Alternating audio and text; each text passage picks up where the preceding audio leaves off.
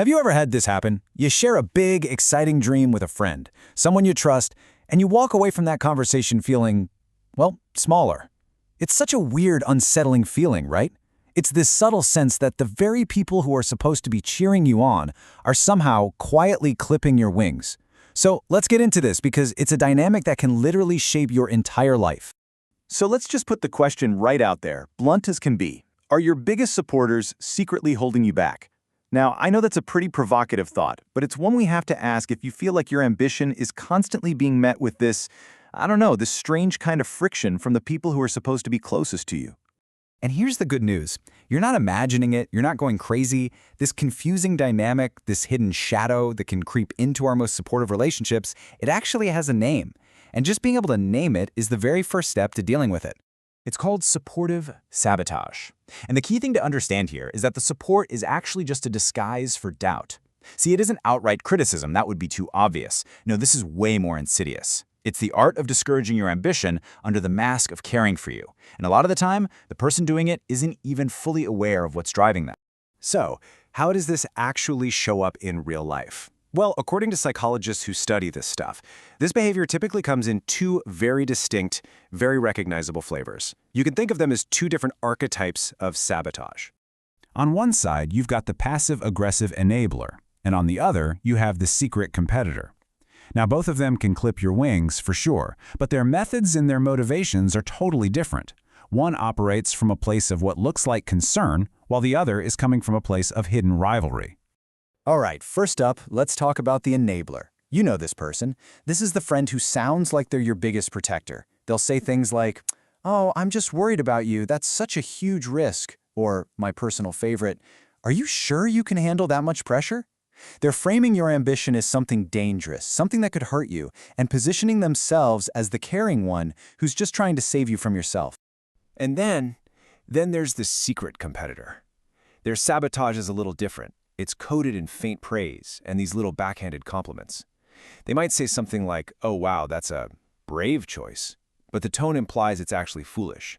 Or maybe you share some huge news and they just give you a lukewarm, "Oh, that's nice," before immediately changing the subject to their own wins. For them, your success isn't something to celebrate. It's a new benchmark they suddenly feel they have to measure up to. So what is going on here? Seriously, why would a friend do this? Well, the motivation runs really deep, and you have to understand, it has very little to do with you and everything to do with what's going on in their own head.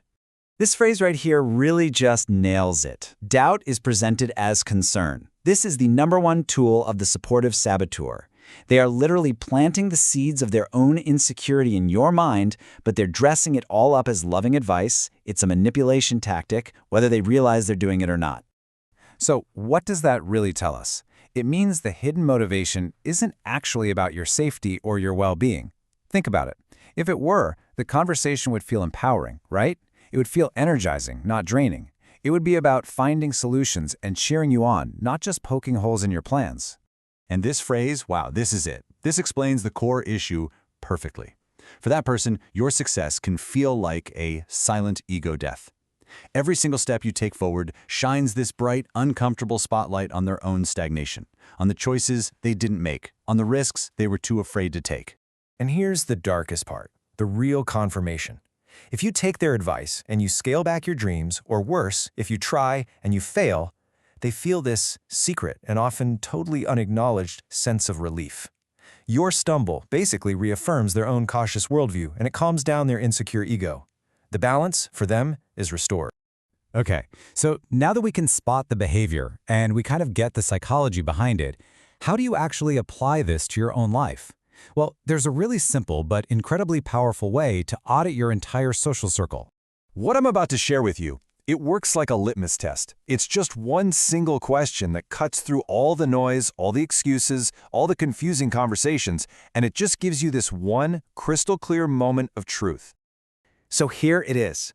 Who in your life are you constantly explaining yourself to? Just sit with that for a second. Who is it that makes you feel like you have to constantly defend your dreams, justify your ambition, or maybe even apologize for your own growth?